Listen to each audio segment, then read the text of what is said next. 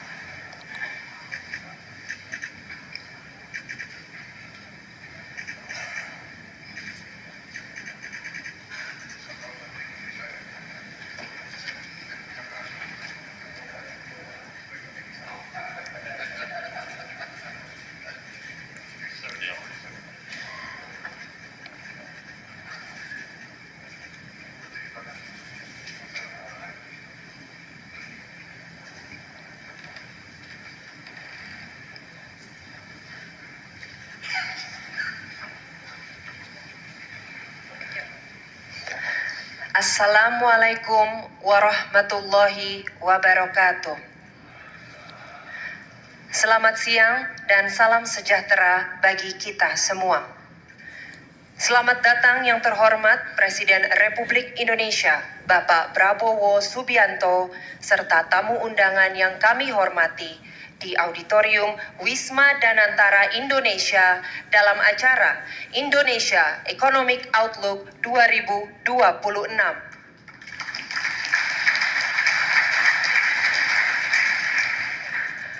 Bapak dan Ibu yang kami hormati, mengawali acara pada siang hari ini, marilah kita berdoa bersama yang akan dipimpin oleh Menteri Agama Bapak Nasaruddin Umar.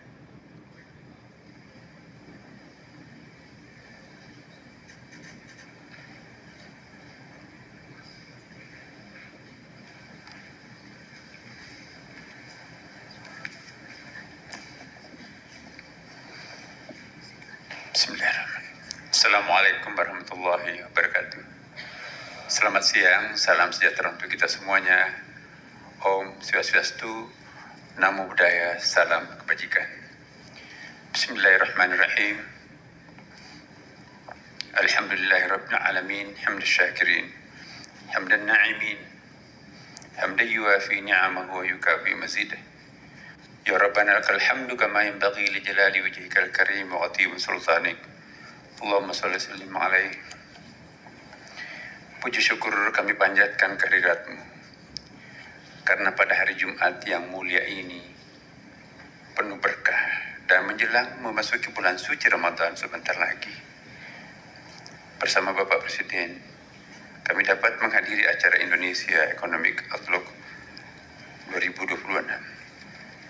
Kami berharap dan memohon berkah agar pertemuan ini berlangsung dengan lancar dan produktif. Kiranya pertemuan ini bisa melahirkan pemikiran cerdas dan produktif untuk memajukan bangsa kami. Berikanlah kekuatan dan kepercayaan diri kepada kami untuk merealisasikan berbagai usaha dan kreativitas guna menjadikan bangsa kami sebagai bangsa yang besar dan penuh berkah. Bukakanlah pintu hati dan kesadaran kepada segenap warga bangsa kami untuk mau mengakui dan mensyukuri hasil perjuangan dan karunia yang telah diupayakan bersama oleh anak-anak bangsanya sendiri. Kami betul-betul memohon, sinergikanlah hati dan pikiran kami agar bisa terus-menerus berikhtiar mengangkat citra dan martabat positif bangsa kami. Sebuah negeri yang balutun thayyibah rabbun ghafur, negeri gemah ribah lojinawi tata tentrem kertara harja. Ya Allah, ya Tuhan kami, ampunilah dosa-dosa kami, bimbinglah kami, tampakkanlah kepada kami yang benar itu benar dan berikan kekuatan untuk menjalaninya. Tampakkan kebatilan itu batil dan beri kekuatan kami untuk menghindarinya. Ya Allah, kabulkanlah permohonan kami. Rabbana atina fid dunya hasanah wa fil akhirati hasanah wa qina adzabannar. Walhamdulillahi rabbil alamin.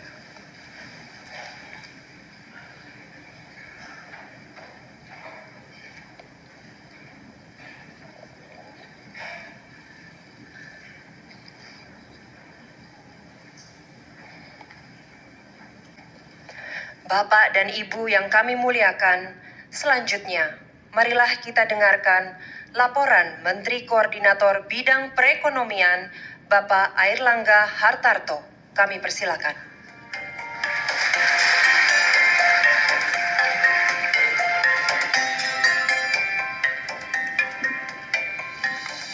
Bismillahirrahmanirrahim. Assalamualaikum warahmatullahi wabarakatuh. Salam sejahtera bagi kita semua. Om Swastiastu, Namo Buddhaya, salam kebajikan. Yang kita sama-sama hormati Bapak Presiden Republik Indonesia, Bapak Prabowo Subianto,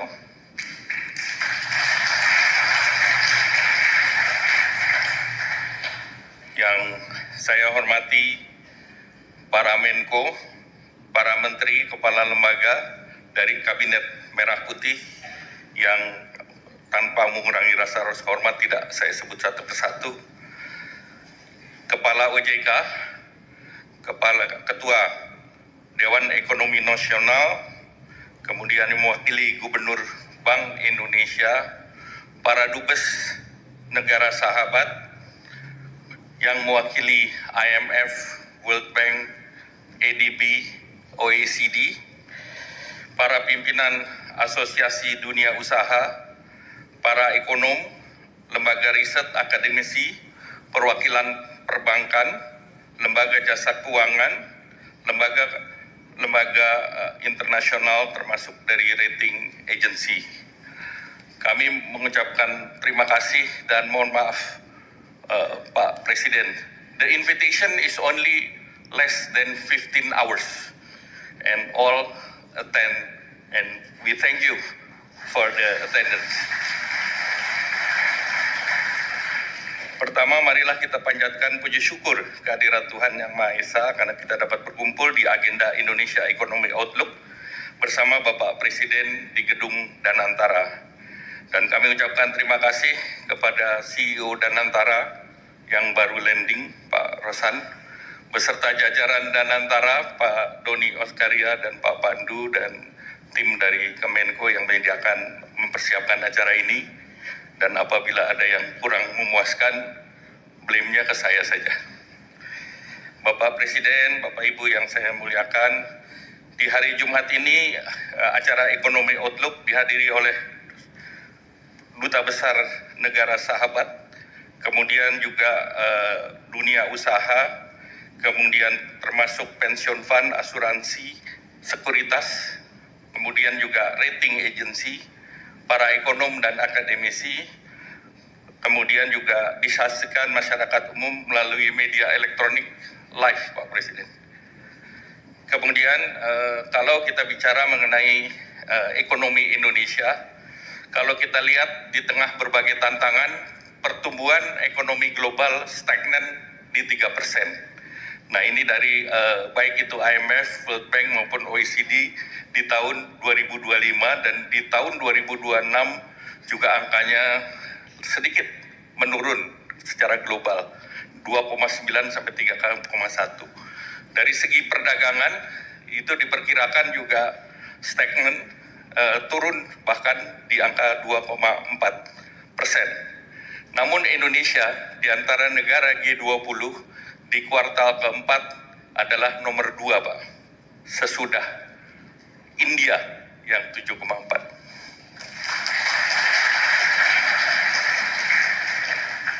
Kalau kita lihat pertumbuhan kita yang secara year on year 5,11%, ini didukung oleh konsumsi rumah tangga yang tumbuh kuat sebesar 4,98%. Ini mencerminkan stimulus ekonomi yang tepat sasaran, stabilitas harga, serta peningkatan mobilitas akibat daripada hari besar Nataru dan aktivitas ekonomi masyarakat. Dan ini untuk pertama kalinya Q4 dan Q1 back to back, Pak, hari besar keagamaan ya. Karena di Q1 ada Idul Fitri yang diharapkan, dan selama pengalaman kita pada saat terjadi lebaran pertumbuhan tertinggi juga. Oleh karena itu kita akan terus dorong pertumbuhan di kuartal pertama tahun ini. Konsumsi organisasi lembaga kemasyarakatan juga tumbuh tinggi 5,13. Ini peningkatan kegiatan sosial dan kebijakan bencana yang responsif, Pak. Jadi ini juga berkontribusi terhadap pertumbuhan ekonomi. Investasi tumbuh signifikan 5,09%, dan belanja modal pemerintah ini juga luar biasa, tumbuh 44,2%. Jadi ini yang kita harapkan di kuartal pertama juga bisa digelontorkan oleh Kementerian Keuangan, oleh Pak Menkyu. Kemudian belanja pemerintah pada program prioritas dan stimulus ekonomi berperan menjaga permintaan domestik serta menjadi shock absorber terhadap risiko perlambatan ekonomi. Secara khusus di kuartal keempat tumbuh 4,55%. Nah, ekspor tumbuh positif di angka 7,03% dan didukung oleh peningkatan nilai dan volume ekspor, dan juga terjadi kenaikan kunjungan wisatawan dari sektor turisme yang naik 10% di akhir sepanjang tahun 2025. Dari program prioritas Bapak Presiden maupun stimulus ekonomi, sektor pertanian juga tumbuh tinggi di 5,03%, ditopang oleh produksi pertanian dan juga mendukung ketahanan pangan dan stabilitas daripada harga.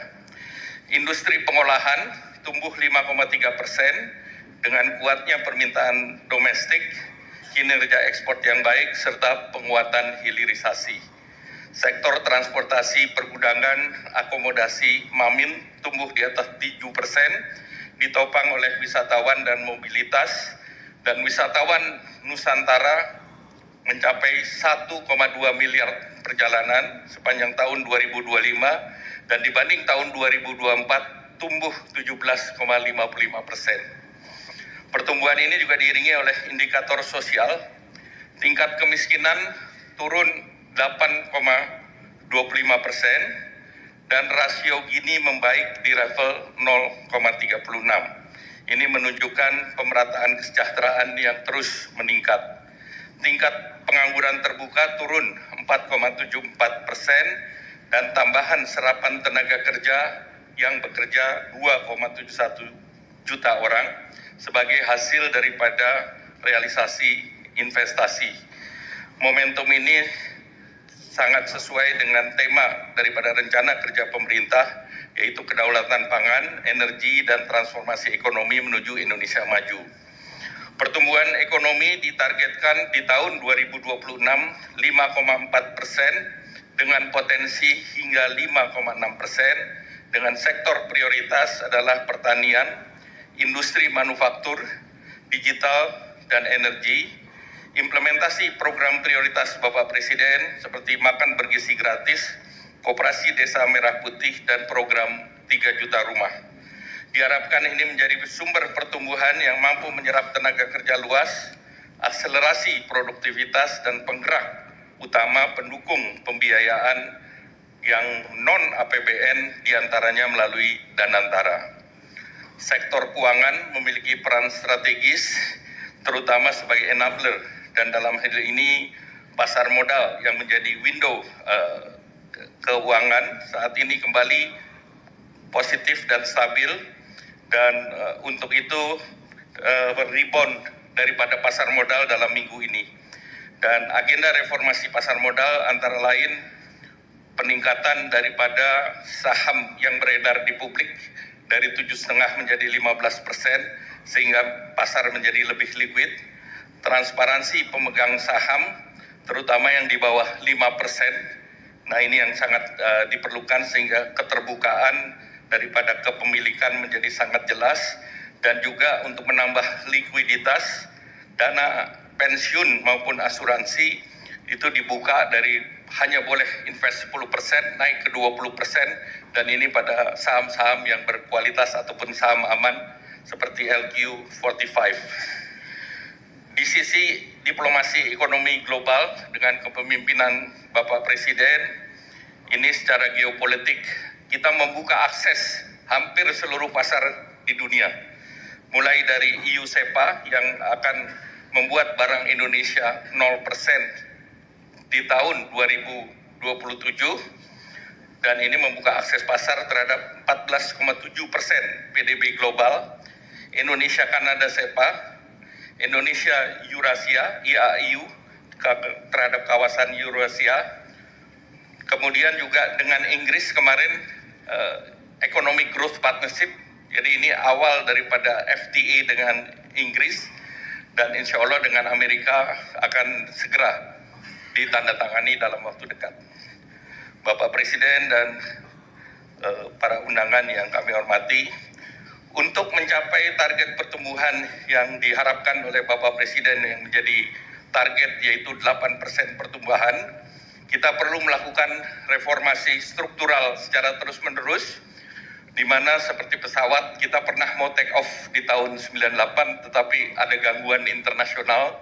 Nah, sekarang kita akan take off dalam 2 tahun ke depan. Tentu mesin produksi baik itu belanja pemerintah maupun investasi pelaku usaha dan Danantara ini menjadi engine yang harus bergerak secara harmonis. Kemudian kebijakan yang juga terprediksi, dan sistem keuangan baik bank maupun pasar finansial yang lebih dalam, dan mesin dari segi permintaan adalah belanja masyarakat dan ekspor. Dengan dibukanya ekspor ke banyak negara, di sektor tekstil saja kalau kita buka semua dalam 10 tahun ke depan diperkirakan bisa meningkat 10 kali, Pak Presiden, sehingga kesempatan kerja menjadi lebih tinggi. Nah, dengan adanya landasan yang kuat yaitu investasi, birokrasi sederhana, penegakan hukum yang selalu dicanangkan oleh Bapak Presiden yang pasti, kita insya Allah negara ini bisa lepas landas. Selanjutnya dalam acara ini akan ada 6 panelis, yaitu Menteri Keuangan yang akan menjelaskan mengenai arah kebijakan fiskal, kemudian CEO Danantara terkait dengan tata kelola dan juga investasi yang akan dilakukan Danantara dan kaitannya dengan pertumbuhan. Kemudian dari segi Koperasi Desa Merah Putih sebagai program unggulan nanti akan disampaikan oleh Menko Pangan. Kemudian Kepala BGN akan mendorong implementasi program MBG dan kaitannya dengan supply chain dari pertanian hingga distribusi dan kontribusi terhadap pertumbuhan ekonomi.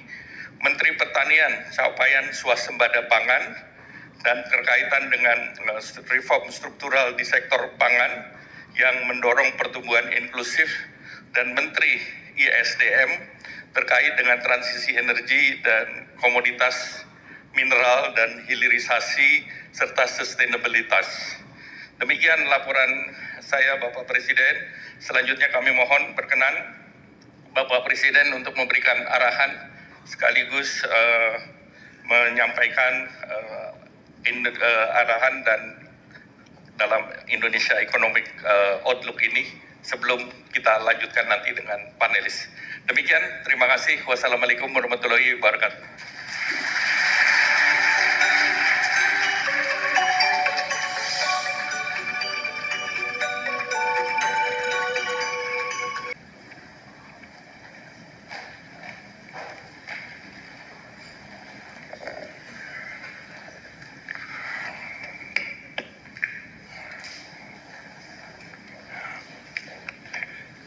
Bismillahirrahmanirrahim. Assalamualaikum warahmatullahi wabarakatuh. Selamat siang. Salam sejahtera bagi kita sekalian. Shalom, salve, om swastiastu. Namo Buddhaya, salam kebajikan. Yang saya hormati Menteri Koordinator Perekonomian sebagai penyelenggara, Saudara Erlangga Hartarto beserta seluruh jajaran yang hadir, Kepala Badan Pengelola Investasi dan Antara yang sekaligus adalah Menteri Investasi dan Hilirisasi dan juga Kepala Badan Koordinasi Penanaman Modal, Saudara Rozan Perkasa Roslani,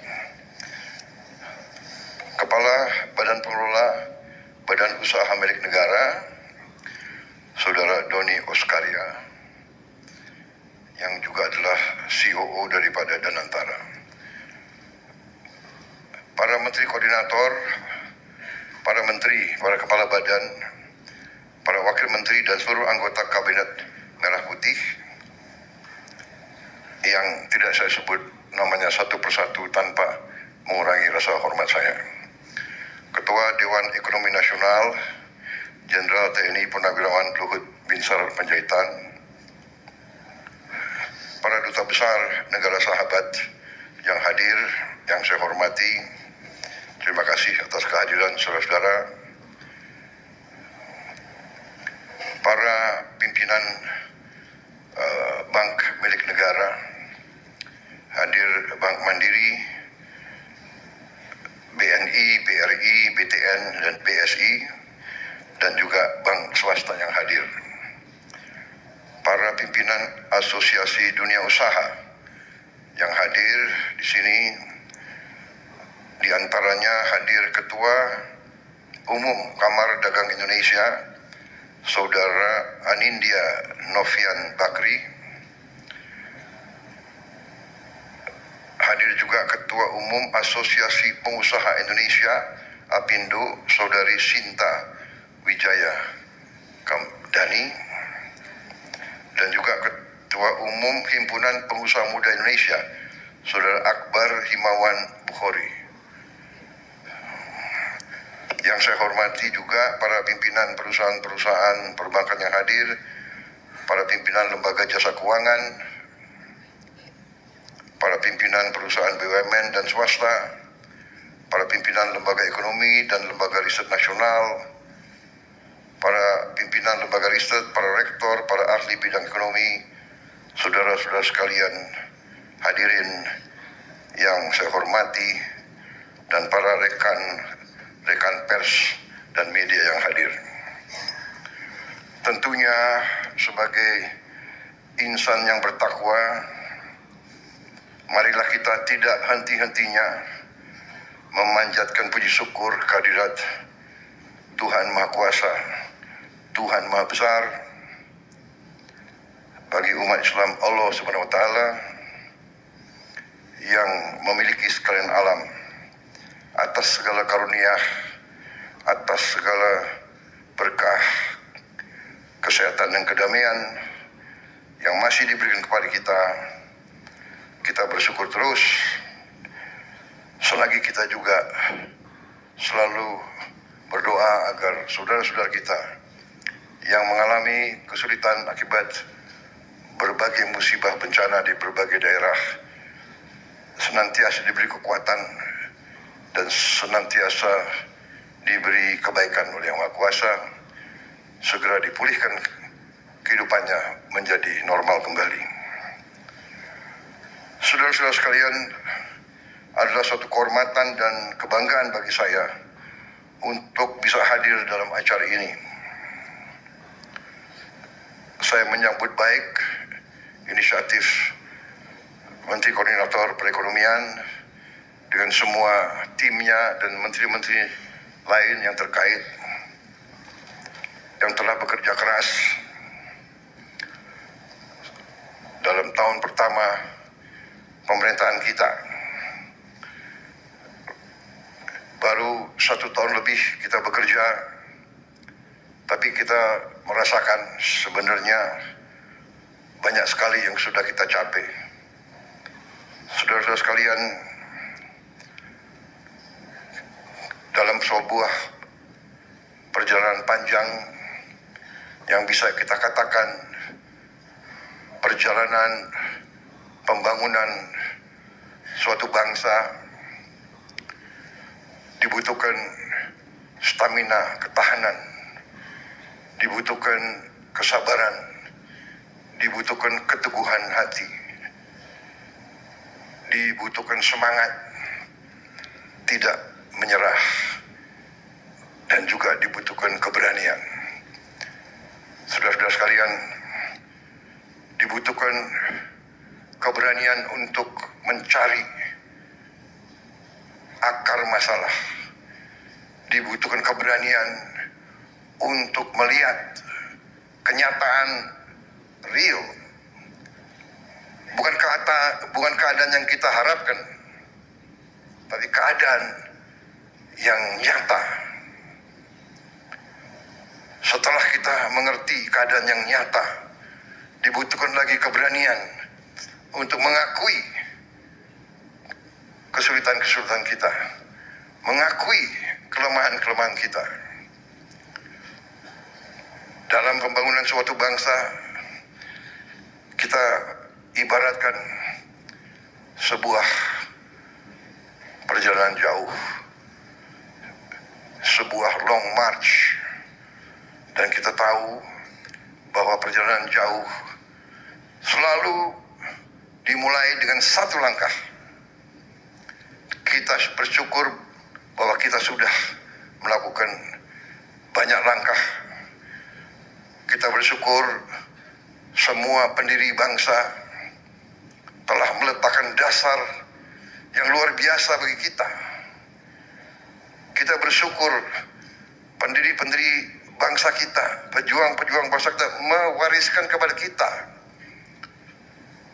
satu nusa, satu bahasa, satu kebangsaan. Kita bersyukur bahwa kita majemuk, kita terdiri dari berbagai ratusan kelompok etnis, kita terdiri dari ras-ras yang berbeda, kita terdiri dari penduduk yang punya agama-agama besar yang berbeda, tapi kita bisa bersatu. Kita bisa bersatu dalam usaha bersama mencari kehidupan yang lebih baik. Saya ingatkan bahwa tugas kita bernegara adalah mencari kehidupan yang lebih baik untuk rakyat kita. Tugas dan tanggung jawab setiap pemerintah di setiap negara di seluruh dunia adalah untuk bekerja, berjuang untuk memberi kehidupan yang layak bagi rakyatnya. Saudara-saudara sekalian, saya mengajak kita untuk realistis. Kita selalu mengatakan kita ingin jadi negara yang maju. Benar, kita ingin menjadi negara maju. Tapi jangan kita berpretensi kita mau mencapai tingkatan yang sama dengan negara-negara yang sudah ratusan tahun sebelum kita mencapai tingkat teknologi dan industri yang sangat maju. Kita punya cita-cita tinggi, tapi kita punya sikap yang realistis. Yang penting bagi kita adalah kita harus menjaga dan mengelola seluruh kekayaan negara, seluruh sumber daya alam kita, dan kita kelola, kita jaga, dan kita pergunakan sebesar-besarnya untuk kepentingan seluruh rakyat Indonesia. Itu tujuan kita. Dan itu yang saya sebagai kepala pemerintah, sebagai kepala negara, saya bertekad untuk melaksanakan. Kita harus berani, saya katakan tadi, mengakui kesulitan-kesulitan kita dan kelemahan-kelemahan kita. Kita bersyukur dengan apa yang kita telah capai, dan untuk itu saya ucapkan terima kasih kepada tim saya, kepada para menteri saya, kepala badan, semua tim saya.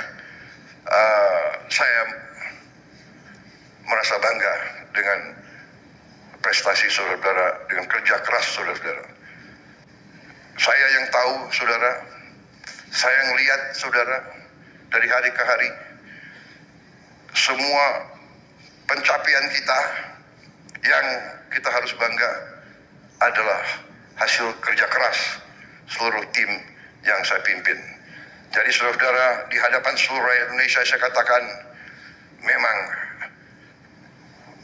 tim saya adalah, menurut pendapat saya, menurut keyakinan saya, karena saya pengguna, saya melihat langsung dari dekat, mereka sungguh-sungguh adalah putra-putri terbaik bangsa Indonesia. Terima kasih. Terima kasih pekerjaanmu, dan saya percaya kita akan mencapai prestasi yang lebih baik lagi. Saudara-saudara sekalian, para pakar silahkan menilai. Saya percaya bahwa kita akan membuat kejutan demi kejutan. Kita akan buktikan ke seluruh dunia bahwa bangsa Indonesia sekarang, bangsa Indonesia hari ini adalah bangsa Indonesia yang percaya diri, bangsa Indonesia yang faham, bangsa Indonesia yang bertekad untuk berdiri di atas kaki kita sendiri, dan kita tidak mau dan tidak akan lagi selalu didikte oleh bangsa lain atau dipermainkan oleh siapapun lagi. Saudara-saudara, kita harus berani mengakui kelemahan-kelemahan kita. Tapi saudara-saudara, setelah kita bekerja 1 tahun, mulai berapa hari ini, berapa minggu ini, saya dapat laporan dari kepala-kepala daerah, beberapa gubernur, beberapa bupati. Sekarang mereka baru melihat hasil real, dampak real dari berbagai kebijakan kita. Mereka mengatakan di tingkat mereka bahwa konsumsi rumah tangga meningkat. Tadi dibenarkan. Saya beberapa hari lalu ketemu pemimpin-pemimpin industri dan perdagangan. Rombongan Apindo datang ke saya, dipimpin oleh ketua umumnya. Datang ke saya 23 orang. Mereka laporan ke saya. bulan Januari ini konsumsi rumah tangga meningkat.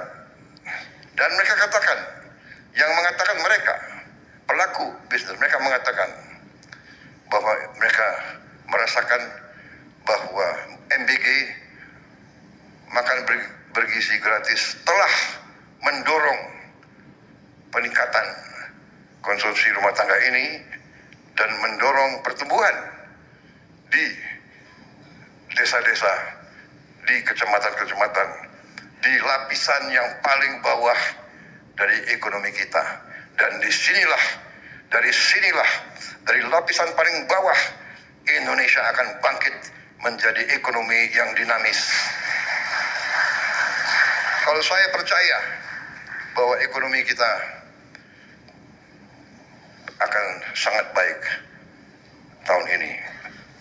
Kita selalu menghadapi mereka-mereka yang selalu memandang rendah bangsa kita. Itu tidak menjadi apa-apa. Itu bagi kita adalah cambuk untuk kita bekerja lebih baik lagi. Kita bekerja untuk rakyat kita. Kita bukan bekerja untuk menyenangkan orang lain. Kita bekerja untuk rakyat kita. Itu yang saya tekankan, saudara sekalian. Saudara sekalian,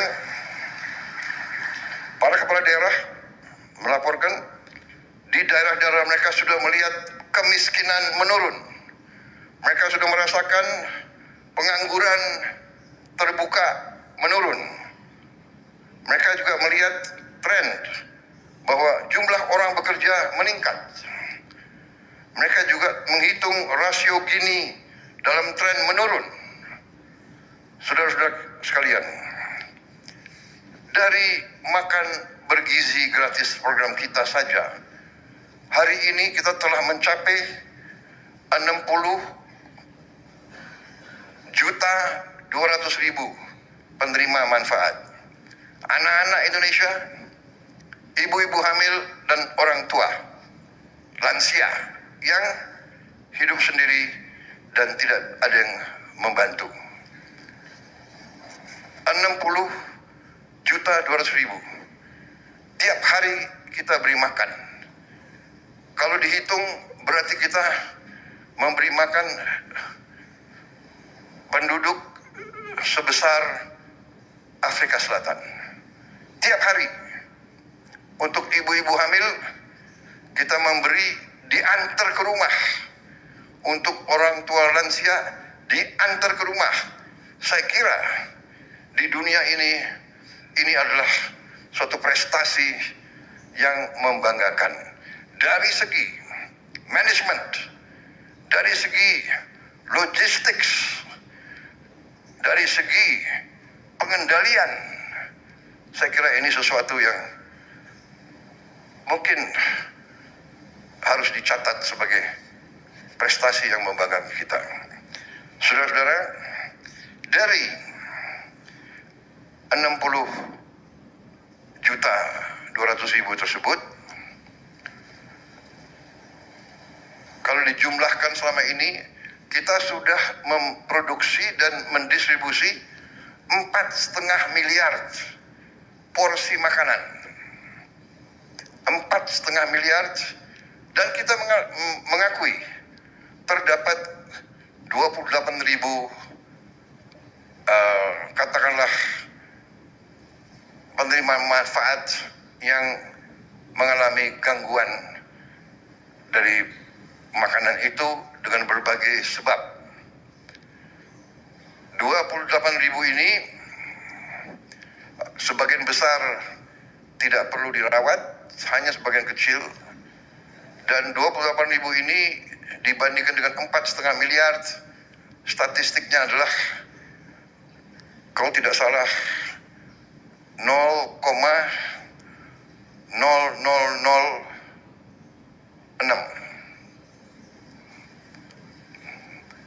Saya ulangi karena mungkin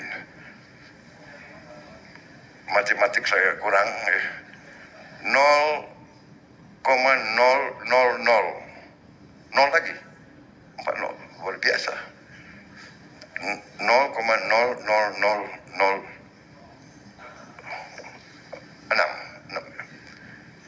Berarti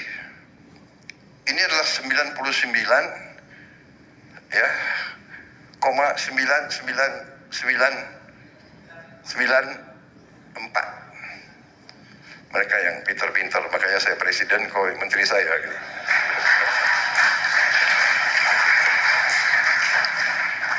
Yang pintar mereka, jadi kalau nggak pintar nggak duduk di situ mereka. Berarti kalau in reality ini harus dikatakan suatu usaha yang berhasil. Iya kan? Kita ingin zero error. Itu harus kita capai. Tadi pagi saya baru resmikan SPPG polisi. Nanti begitu selesai jumlahnya akan lebih dari 1.100. Saya lihat dan saya kagum dengan kualitasnya, dan saya percaya, saya dapat laporan dari Kepala BGN di tempat-tempat lain juga sudah seperti itu, ya. Alat-alat yang kita produksi dari dalam negeri juga sudah cukup canggih untuk menjamin kebersihan air, menjamin kebersihan food tray, dan selanjutnya juga mengatur limbah daripada MBG ini. Jadi saudara-saudara, MBG ini hari ini sudah mencapai 23.000 lebih dapur. 23.000 lebih dapur SPPG. Pada puncaknya ini akan sampai 82 juta lebih penerimaan manfaat. Pada ujungnya akan mencapai lebih dari 30.000 dapur. Dan tiap dapur mempekerjakan 50 orang. Dari MBG saja sekarang sudah lebih dari 1 juta orang bekerja. Di ujungnya akan 1,5 juta orang bekerja tiap hari.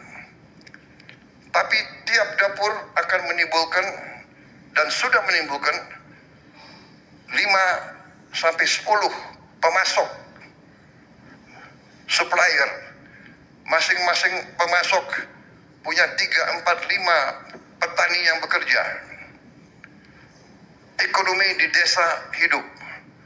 Petani sayur, petani ikan, peternak ayam, peternak kambing, peternak susu, semua yakin bahwa hasilnya langsung dibeli dan tidak jauh, karena di tiap kampung mereka bisa punya pasar tetap, pasar terjamin.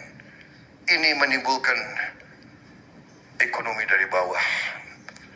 Para kepala daerah melaporkan bahwa mereka merasakan dinamisme dari bawah. Saudara, ini hanya salah satu bukti awal dari 1 tahun kita bekerja. Dan ini akan terus kita buktikan dengan hasil nyata, saudara-saudara. Kita juga sudah mulai membangun desa-desa nelayan. Desa nelayan tahun 2026 ini akan mencapai 1.000 desa nelayan. Tiap desa nelayan terdiri dari sekian ratus, ada yang 300, 500, ada yang sampai 2.000 nelayan. Yang selama Republik Indonesia berdiri belum pernah disentuh oleh pemerintah Republik Indonesia. Nelayan-nelayan kita belum pernah dapat perhatian. Mereka kadang-kadang tidak bisa punya es. Tidak ada pabrik es di desa mereka. Mereka sulit dapat solar. Mereka sulit untuk dapat akses ke pasar. Ini kita rubah. Kita totalnya dalam 4 tahun mendatang kita akan membangun 5.000 desa nelayan. Tiap desa nelayan kita akan bangun pabrik es. Kita akan bikin cold storage. Kita akan bikin dermaga. Kita akan bagikan kapal-kapal. Kita akan siapkan kendaraan. Saudara-saudara, dan ini semua bukan handout. Bukan kita bagi-bagi. Ini kita organisir dalam koperasi. Semua pengeluaran mereka akan bayar kembali ke bank-bank dan ke pemerintah. Saudara-saudara, ekonomi yang kita jalankan bukan ekonomi handout. Yang kita akan bangun ini semua sudah ada dalam anggaran kita sudah bertahun-tahun. Jadi saudara-saudara, nanti desa-desa itu kita beri kebebasan. Kalau dia mampu, kita akan permudah akses kepada ekspor. Dia bisa ekspor langsung. Kita akan buka pelabuhan-pelabuhan, lapangan-lapangan terbang boleh ekspor langsung. Saudara-saudara, kita akan permudah regulasi supaya mereka bisa menumbuhkan kegiatan ekonomi yang mendasar.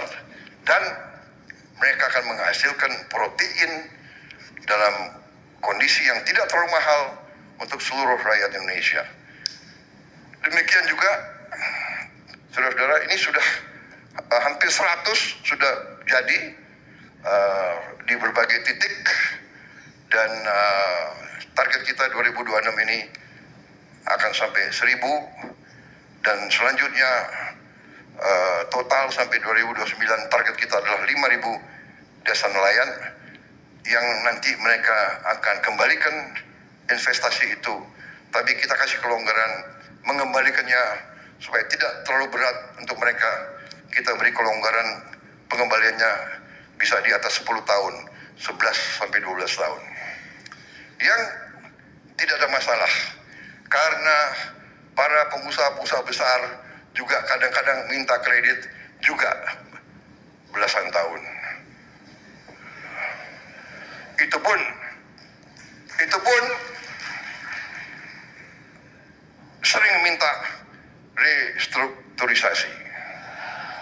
Ya kan? Saya ini sudah lama jadi orang Indonesia dan saya pernah jadi pengusaha juga. Ya. Saya pun pernah minta restrukturisasi. Dengan kata lain lebih sederhana, minta belas kasihan perpanjangan untuk kembali. Benar atau tidak? Mana menteri-menteri pengusaha? Saudara, kalau pengusaha besar boleh dikasih apa itu? Haircut. Apalagi haircut lagi. Wenaknya sendiri, haircut. Masa nelayan-nelayan kita enggak kita berdayakan? Belum pernah mereka dapat kesempatan ini. Banyak yang nangis di pulau-pulau terpencil. Sekarang kita hadir, kita memberi harapan ke depan. Sama juga dengan Koperasi Merah Putih yang akan kita bangun dan sudah mulai sebentar lagi. Kemungkinan saya dapat laporan mungkin dalam 1-2 bulan ini sudah akan beroperasi beberapa ratus koperasi. Yang koperasinya sudah hampir berdiri adalah 30.000 koperasi. 30.000 gudang. Tiap koperasi punya gudang, punya cold storage, punya gerai-gerai. Di situ akan ada farmasi desa murah. Obat generik akan sampai, akan ada klinik desa, akan ada gerai untuk super micro financing untuk membantu menghilangkan peran daripada rentenir.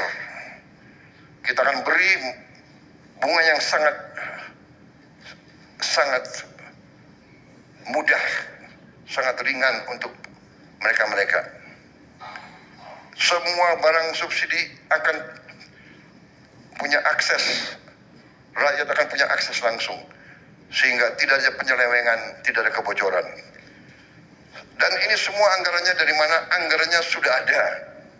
Karena 10 tahun kita sudah beri dana desa kepada desa-desa kita. 10 tahun sudah kita berikan. Dan sekarang kita akan mengarahkan. Selama ini 10 tahun kita harus akui banyak dana tersebut tidak sampai ke rakyat. Ini dibuktikan dengan banyak sekali kepala desa yang terpaksa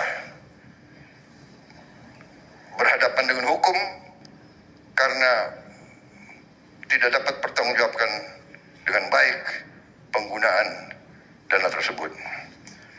Saudara-saudara sekalian, dari ini semua, saudara-saudara, kita akan buktikan bahwa pertumbuhan ekonomi kita real, nyata, dan akan di atas sasaran yang kita tetapkan. Saudara-saudara sekalian, kita juga buktikan bahwa kita sekarang sudah swasembada beras. Kita menuju swasembada pangan. Saudara-saudara, produksi beras kita tahun 2025 adalah 34,7 juta ton, naik 13% dari 2024. Sekarang cadangan beras di Bulog bulan Juli 2025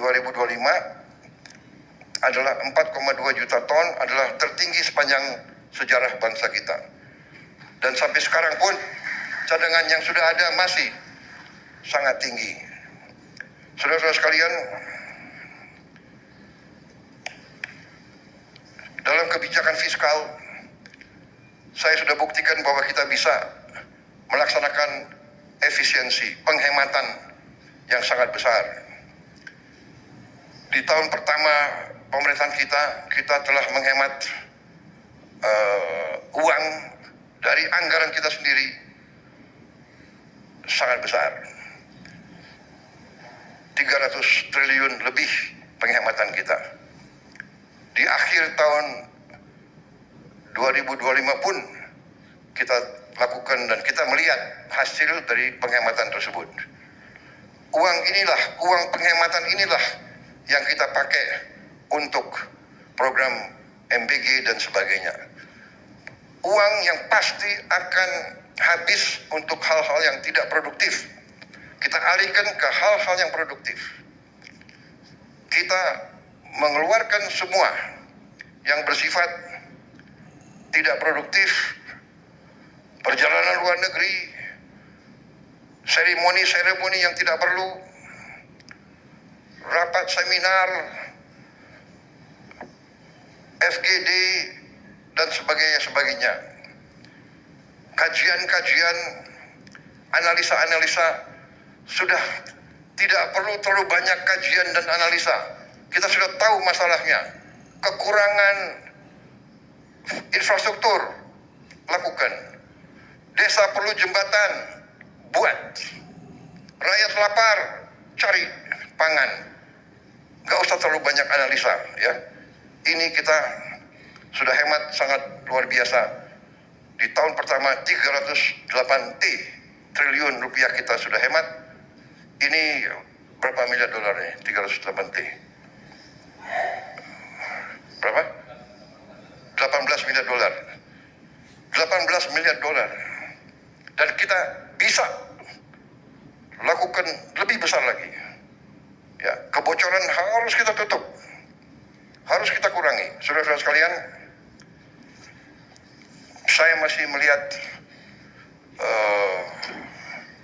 kebocoran-kebocoran besar, tapi saya terima kasih dan antara dalam 1 tahun Anda bekerja, mungkin kurang dari 1 tahun, kita bentuk saudara baru Februari 2025. Februari ya. 3-4-5 bulan pendirian, belum 1 tahun. Tapi saudara saya dapat laporan sementara, ya, hasil daripada efisiensi saudara, reformasi saudara, sudah melahirkan hasil 4 kali lipat daripada tahun 2024. Ini luar biasa, tapi harus terus dikejar. Saya menuntut return on asset ya 7% lah. Kenapa senyum? Kepala Danantara bisa? Kok siapnya kurang tegas itu ya? Siap gitu loh, siap. Wah itu Danantara siap. Tidak usah khawatir, ya. Saya ingat selalu apa yang dikatakan Bung Karno, gantungkanlah cita-citamu setinggi langit. Kalau kau tidak sampai, minimal kau jatuh di antara bintang-bintang. Kan begitu. Siap dulu, ya. Kami dulu di pasukan khusus tentara, moto kami dulu, siapa berani menang. Berani dulu, ya kan? Patok 7%. Kau akan kaget, ya kan? Kalau kau patok 5% Pak, nanti 3%. Kau patok 7%, saya patok 8%. Sekarang saya tingkatkan. Harus bisa lebih dari 8%. Menteri-menteri bisa?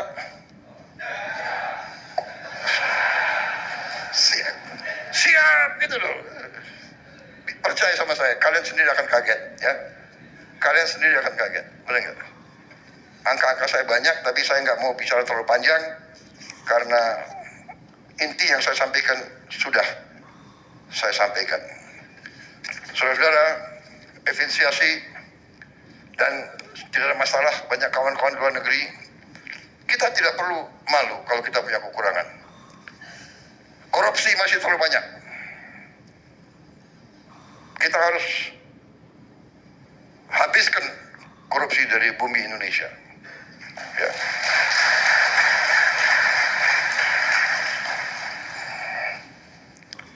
Segala kebocoran, segala penyelewengan, segala manipulasi, ya, semua tingkatan.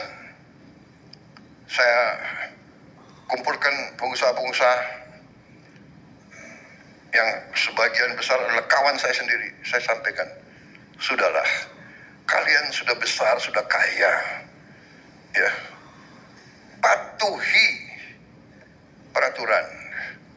Kalian pinter-pinter, tapi di Indonesia ini orang pinter itu pinternya pinter mencari peluang mengatasi peraturan. Benar? Ini dari sekolah kita belajar, ya kan? Ini hilangkan budaya itu, ya. Tapi masalahnya pemerintah birokrasi juga harus benar. Kadang-kadang birokrasi yang tidak benar. Iya kan? Ada yang sampaikan kepada saya bahwa Winston Churchill pernah mengatakan, I am more afraid of my bureaucrats than I'm afraid of Adolf Hitler. Katanya, kita nggak tahu apa benar atau tidak dia mengatakan begitu. Tapi kira-kira semangatnya seperti itulah, ya. Saya juga begitu. Mungkin dirubah deh, aku yang ngomong, ya. I'm more afraid of my own bureaucrats than I'm afraid of kuntilanak atau apa gitu.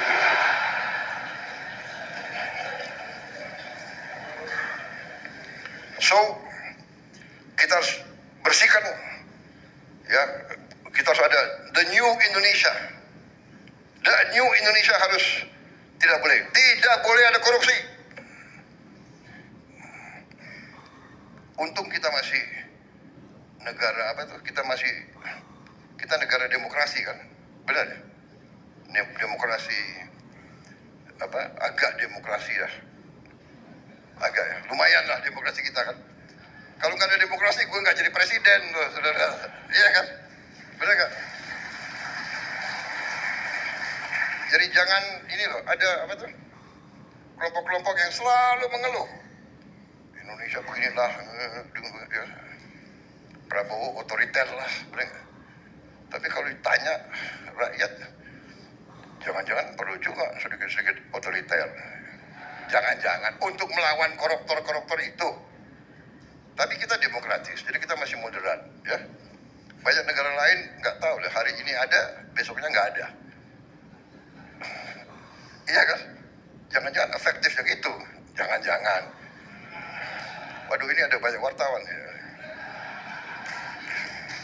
Waduh, ada lagi banyak duta besar ini. Negara barat lagi, waduh. I am completely democratic. Completely. Saudara. Jadi, kita bertekad, ya. Saya bertekad patuhi hukum. Tidak ada kompromi. Kita harus tegakkan hukum dengan baik. Tapi tidak boleh ada miscarriage of justice. Tidak boleh hukum dipakai alat untuk mengerjain lawan politik. Tidak boleh. Dan saya tidak mau, dan saya sudah buktikan. Ya. Saya buktikan, saya berani abolisi, saya berani amnesti. Kalau saya merasa ada sesuatu. Jadi pengadilan kita harus memberi keputusan yang adil, beyond a reasonable doubt. Keputusan itu harus beyond a reasonable doubt. Harus tidak boleh ada keraguan-raguan sedikit pun. Kalau ada kemungkinan bahwa terdakwa itu mungkin tidak bersalah, kita tidak boleh memberi putusan yang final kepada mereka itu. Dan saya sebagai pemegang mandat dari rakyat, saya bertanggung jawab. Saya ingin ada rule of law di Indonesia. Saya ingin ada kepastian hukum. Hanya dengan kepastian hukum kita bisa menjamin stabilitas dan ketenangan bagi rakyat kita. Rakyat kita harus merasa hidup dalam masyarakat di mana pemerintahnya bersih dan adil. Ini syarat dari keberhasilan suatu negara. Saya pelajari sejarah. Tidak ada negara berhasil tanpa pemerintah yang bersih dan adil. Dan saya bertekad dengan tim saya, kita membangun pemerintah yang bersih dan adil, dan birokrat-birokrat yang tidak mau menyesuaikan, kita akan mengadakan regenerasi. Saya sudah siapkan institusi-institusi pendidikan. Tahun ini kita akan mulai membangun 10 universitas baru, 1 lembaga khusus untuk administrasi pemerintahan. Putra-putri Indonesia yang terbaik akan kita pilih, akan kita godok, kita siapkan untuk mengambil alih kepimpinan semua lembaga yang baik.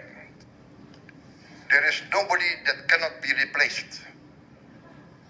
Saya perintahkan kepada Danantara, BP BUMN, Menpan RB, semua menteri KL, beri wewenang penuh untuk mengganti semua pejabat-pejabat yang tidak perform dengan baik atau yang melanggar. Saya terima kasih kepada semua penegak hukum yang telah bekerja keras. Saudara sekalian, Indonesia harus berani memperbaiki semua bidang, semua sektor, termasuk kebersihan setiap desa, kecamatan, kota, kabupaten, ibu kota provinsi, dan ibu kota negara. Saya minta dalam waktu sesingkat-singkatnya, kita akan buktikan. Saya minta kebersihan sampah.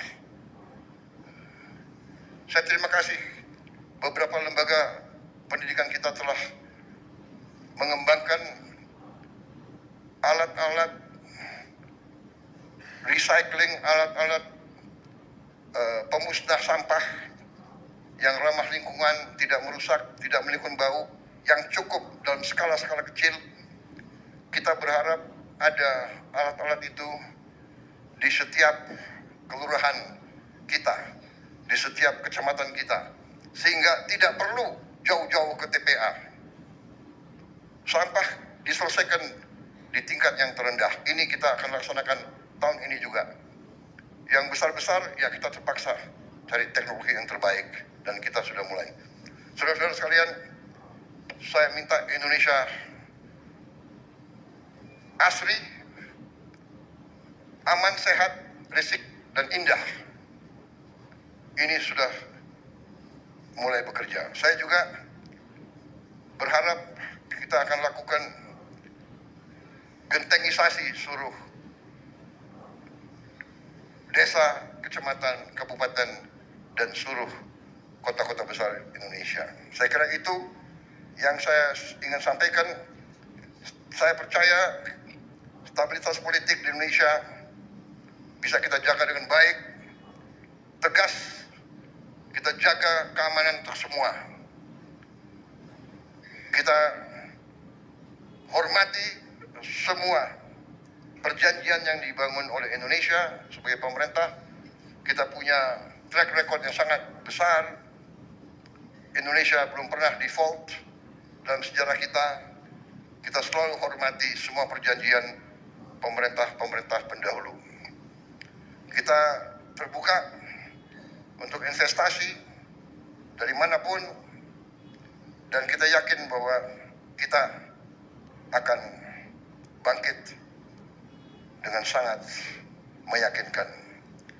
Saya namakan, saya punya strategi adalah Indonesia Incorporated. Yang besar, yang kuat, yang menengah, yang kecil, yang kurang, semua bekerja sama. Yang besar, maju, tarik. Yang kurang, kuat. Yang kuat, tarik yang lemah. Pemerintah yang bersih dan adil, bantu yang paling lemah dan paling miskin. Kita bangkit bersama. Indonesia insya Allah nanti bukan saja raksasa yang tertidur, tapi kita harus bangkit menjadi raksasa yang mampu berdiri dan membangun kehidupan yang lebih baik bagi rakyatnya. Terima kasih. Wassalamualaikum warahmatullahi wabarakatuh. Salam sejahtera bagi kita sekalian. Shalom Salve. Santi Santi Namo Buddhaya. Salam kebajikan. Terima kasih. Selamat melaksanakan sarasihan ini. Terima kasih.